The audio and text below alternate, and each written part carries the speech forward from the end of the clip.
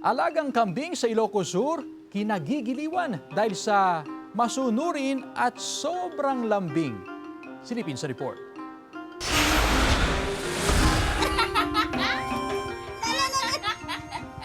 Siya si Uli, ang malambing na alagang kambing ng pamilya Colio mula sa barangay San Antonio, Narvacan, Ilocos Sur. Ulila na raw si Uli, kaya inaalagaan siyang mabuti. Uli po yung pangalan niya, sir, for short po ng Ulila. 2 months and a half pa lang po siya. 1 week po siya nang napanganak, namatay po yung nanay. Mag-isa lang po kasi siya na anak.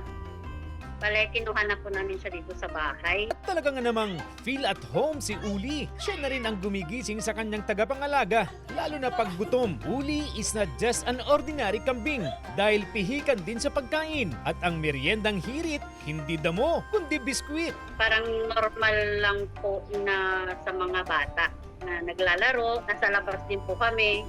Sinasama po kasi namin. Dahil sa pagiging maligalig ni Uli, abay, kinaaaliwan na siya ng netizens. Ang kanyang video ng paglalambing mula sa kanyang amo, umabot na ng 395,000 views and counting. CJ Torida, One North, Central Luzon.